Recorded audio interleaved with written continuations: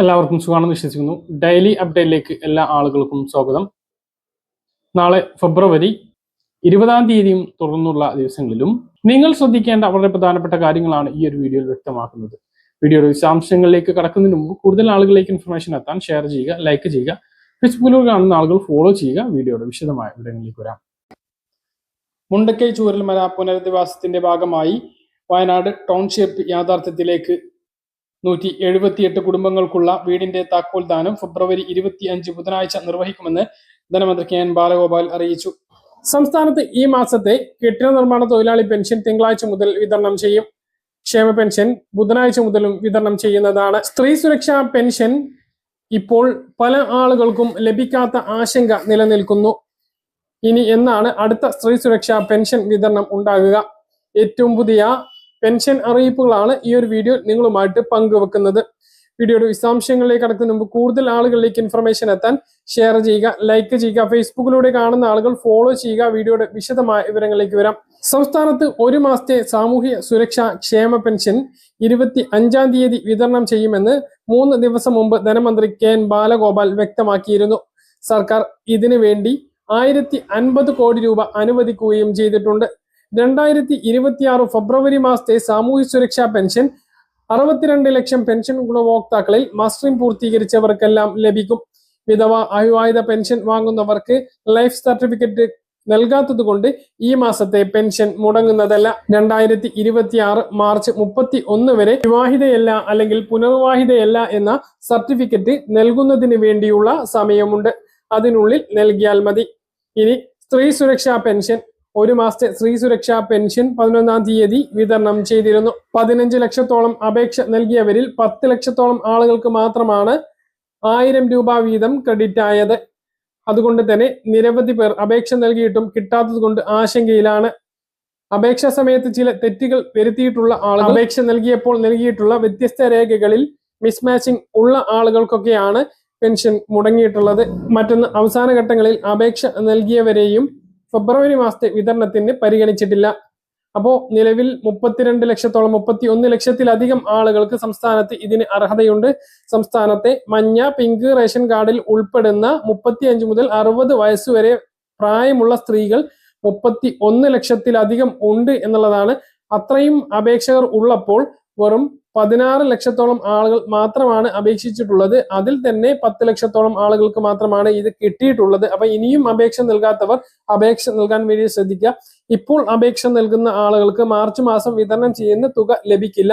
എന്നാൽ മാർച്ച് മാസത്തിൽ 10 ലക്ഷം ഇതുവരെ കിട്ടിയിട്ടുള്ള ആളുകൾക്കല്ല, കൂടുതൽ ആളുകൾക്ക് ഇത് കിട്ടും എന്നാണ് ധനമന്ത്രി കെ എൻ ബാലഗോപാൽ വ്യക്തമാക്കിയിട്ടുള്ളത്. ഇനിയും അപേക്ഷ നൽകാത്ത ആളുകളും തെറ്റുകൾ കാരണം റിജക്റ്റ് ആയിട്ടുള്ള ആളുകളും ഇനി പറയുന്ന കാര്യങ്ങൾ ശ്രദ്ധിക്കണം. വീട്ടിൽ 35 മുതൽ 60 വയസ്സ് വരെയുള്ള സ്ത്രീകൾ ഇതിന് അപേക്ഷിച്ചിട്ടില്ല എങ്കിൽ, മഞ്ഞ, പിങ്ക് റേഷൻ കാർഡിൽ ഉൾപ്പെടുന്ന മറ്റ് സാമൂഹ്യ സുരക്ഷാ ആനുകൂല്യങ്ങളൊന്നും ലഭിക്കാത്തവരാണ് എങ്കിൽ ഇതിനു വേണ്ടിയിട്ട് അപേക്ഷ നൽകാൻ വേണ്ടിയിട്ട് ശ്രദ്ധിക്കുക. മറ്റുള്ളവരും ഈ കാര്യം, വീട്ടിലുള്ള മറ്റുള്ള അംഗങ്ങളും ഈ കാര്യം അവർ അപേക്ഷ നൽകിയിട്ടുണ്ട് എന്ന് ഉറപ്പുവരുത്തുക. അപേക്ഷ നൽകി ഇത് കിട്ടാത്ത ആളുകൾ സ്റ്റാറ്റസ് പരിശോധിക്കുക. എന്തെങ്കിലും അപേക്ഷകളിൽ അപാകതകൾ ഉണ്ടോ, മിസ്മാച്ചിങ്ങോ മറ്റോ കാരണം റിജക്റ്റ് ആയിട്ടുണ്ടോ എന്ന് പരിശോധിച്ച് ഉണ്ട് എങ്കിൽ റീസബ്മിറ്റ് ചെയ്യുക. എഡിറ്റ് ചെയ്യാനുള്ള ഓപ്ഷൻ ഉണ്ട്. 1 and same സർട്ടിഫിക്കറ്റ് നൽകണമെങ്കിൽ അതുകൂടി നൽകിയതിന് ശേഷം വീണ്ടും സബ്മിറ്റ് ചെയ്യുക. അപേക്ഷ വിളിച്ചപ്പോൾ തന്നെ അപേക്ഷ നൽകിയിട്ടും കിട്ടാത്ത ആളുകൾ നിങ്ങൾ എവിടെ നിന്നാണോ അപേക്ഷ നൽകിയിട്ടുള്ളത് അതേ സെന്ററിൽ തന്നെ പോയിട്ട്, അക്ഷയ കേന്ദ്രങ്ങളിൽ തന്നെ പോയിട്ട് അപേക്ഷാ സ്റ്റാറ്റസ്, അപേക്ഷാ നില പരിശോധിക്കാൻ വേണ്ടിയിട്ട് ശ്രദ്ധിക്കുക. അടുത്ത വിതരണം മാർച്ച് 15 മുമ്പ് ഉണ്ടാകും എന്നുള്ളത് തന്നെയാണ് ഇപ്പോൾ നമുക്ക് ലഭിക്കുന്ന വിവരങ്ങൾ. ക്ഷേമ പെൻഷൻ 20-നും 30-നും ഇടയിലും സ്ത്രീ സുരക്ഷാ പെൻഷൻ 10-നും 20-നും ഇടയിൽ വിതരണം ചെയ്യാനാണ് ആലോചന എന്നാണ് ഇപ്പോൾ ലഭിക്കുന്ന വിവരങ്ങൾ. അതുകൊണ്ട് തന്നെ മാർച്ച് 10 കഴിഞ്ഞാൽ അടുത്ത സ്ത്രീ സുരക്ഷാ പെൻഷൻ 1000 പ്രതീക്ഷിക്കാം എന്നുള്ളതാണ് ഇപ്പോൾ നമുക്ക് ലഭിക്കുന്ന സൂചനകൾ. മറ്റ് വിവരങ്ങൾ അറിഞ്ഞാൽ കൃത്യമായി ചാനലിലൂടെ നിങ്ങളെ അറിയിക്കുന്നതാണ്. മുഖ്യമന്ത്രിയുടെ ദുരിതാശ്വാസ നിധി എന്ന് നിങ്ങൾ കേട്ടിട്ടുണ്ടാവും. നമ്മൾ എന്ത് ദുരന്തമുണ്ടായാലും മുഖ്യമന്ത്രിയുടെ ദുരിതാശ്വാസ നിധിയിലേക്കാണ് സംഭാവനകൾ ചെയ്യാറുള്ളത്. ഈ ദുരിതാശ്വാസ നിധിയിൽ നിന്നും ആർക്കൊക്കെ സഹായങ്ങൾ ലഭിക്കും എന്ന് നിങ്ങൾക്കറിയുമോ? എന്നാൽ അത് നിങ്ങൾ അറിഞ്ഞിരിക്കണം. നിങ്ങൾക്കല്ലെങ്കിൽ നിങ്ങൾ അറിയുന്ന ആളുകൾക്ക് ഇതിന് അർഹരാണ് എങ്കിൽ അവർക്ക് ഈ ഒരു സഹായം ലഭിക്കാൻ, ആർക്കാണ് ഈ ഒരു സഹായം ലഭിക്കുക എന്നുള്ളതാണ് പറയുന്നത്. മുഖ്യമന്ത്രിയുടെ ദുരിതാശ്വാസ നിധിയിൽ നിന്നും ഗുരുതര രോഗമുള്ളവരും 2 ലക്ഷം രൂപയ്ക്ക് താഴെ വാർഷിക വരുമാനം ഉള്ളവർക്ക് അപേക്ഷ സമർപ്പിക്കാം. ഒരു വ്യക്തിക്ക് ഒറ്റത്തവണ മാത്രമാണ് ദുരിതാശ്വാസ നിധിയിലേക്ക് അപേക്ഷിക്കാൻ കഴിയുക.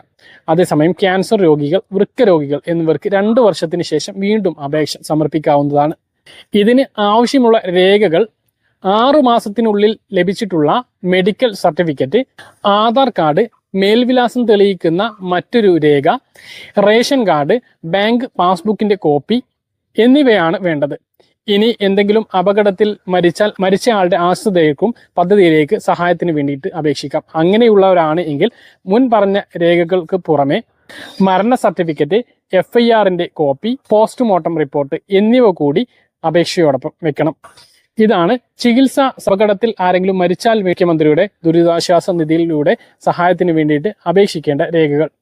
www.cmo.kerala.gov.in എന്ന വെബ്സൈറ്റ് മുഖാന്തരമാണ് അപേക്ഷ സമർപ്പിക്കേണ്ടത്.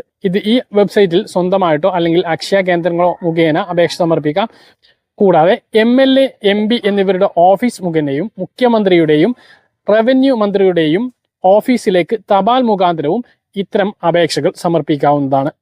അപേക്ഷകൾ പരിശോധിച്ച് രേഖകൾ ഉണ്ട് എന്ന് ഉറപ്പാക്കേണ്ട ചുമതല വില്ലേജ് ഓഫീസർക്കാണ്. ആവശ്യമായ രേഖകൾ ഇല്ല എങ്കിൽ അപേക്ഷകനെ വില്ലേജ് ഓഫീസർ ഈ വിവരം അറിയിച്ച് ആവശ്യമായ രേഖകൾ എത്തിക്കാൻ പറയും. അപേക്ഷാ സമയത്ത് നമ്മൾ നൽകിയിട്ടുള്ള മൊബൈൽ ഫോണിലേക്കാണ് ആ വിവരങ്ങൾ എത്തുക. അതുകൊണ്ട് മൊബൈൽ ഫോൺ നമ്പർ നിർബന്ധമാണ്. ആവശ്യമായിട്ടുള്ള രേഖകൾ ഇല്ല എങ്കിൽ അപേക്ഷ വില്ലേജ് ഓഫീസർ മാറ്റിവെക്കുകയാണ് ചെയ്യുക. ഇങ്ങനെ മാറ്റിവെച്ചിട്ടുണ്ട് എന്ന് അപേക്ഷകനെ വിവരം SMS മുഖാന്തരം അറിയിക്കുന്നതാണ്.